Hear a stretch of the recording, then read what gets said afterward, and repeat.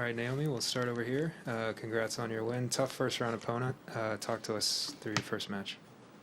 Um, yeah, I feel like for me, the most recent memory I have of playing her was in the Osaka finals, so it's always really hard to play someone that good in the first round. And for me, I feel like it might have also helped in a way because I calmed my nerves because I felt like I couldn't afford to be that nervous. But yeah, it was a tough match.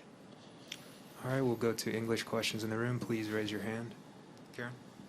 Naomi, was there a point today or a moment where you were especially glad to have the fans' presence there? I mean, throughout the match, I was really happy to have fans there. I felt like there was more interaction than in New York, because in New York it was just a generic crowd noise every point, but here it felt like they sort of weighed whether, I made a mistake and stuff like that. So I thought it was more fun.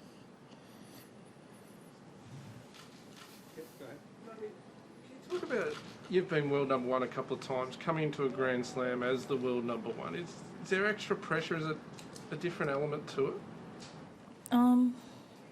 Well, I would assume it is for the person that is number one. Your own experience? For my own experience, I feel like there is, but also my mindset is very different from other people because I feel like I felt when I was number one, I had to do more. Like I felt like I had this responsibility to sort of try to carry it the way like Federer and the big three did, and like how Serena was for such a long time. And I put a lot of pressure on myself that way. So I feel like whatever ranking you are, like if you're seated, you feel like you have people that it's like you have to win sort of, but you have to overcome that feeling. Any other questions in English in the room? Going once? All right, we will move to English questions online. Thank you. Our first question online from Tennis Channel, David Kane. Your question, please. Hi, Naomi. Obviously, the world is very different now than it was a year ago, but playing your match today, did it feel like a regular Grand Slam? And has it felt like a regular Grand Slam just around the grounds and in your preparation? Well, I haven't gone out or anything, but I do feel like it did remind me of last year. So that for me is something really positive to take in. And all in all, I think just, I don't know. I haven't walked around the grounds or anything, so I don't know what it feels like to be a person in the stands, like a spectator. But for me as a player, it felt pretty normal. Thank you. Thank you. Our next question, can we please go to Inside Tennis Magazine? Bill Simons, your question. Can you put yourself off mute, please, Bill?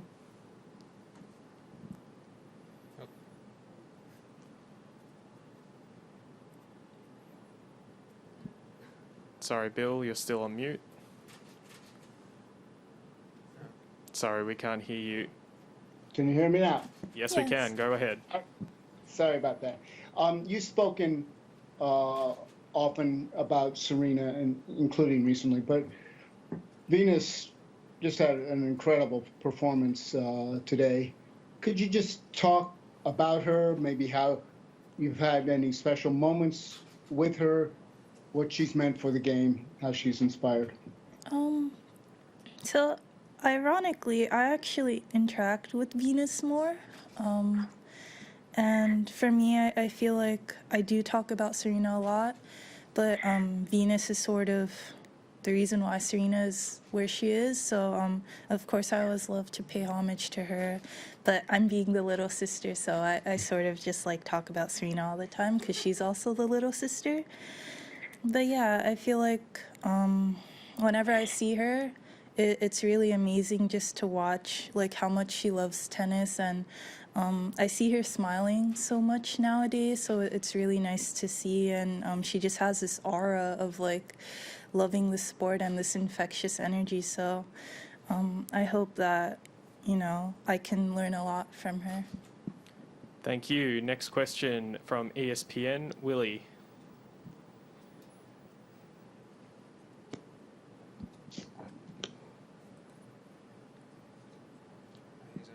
Sorry, can you take yourself off mute, please? Thank you. Here we go. Sorry about that. Hi, Naomi. Hello. How would you describe what it's like to not have lines people and what you think the future of that will be? Yeah, it's a bit.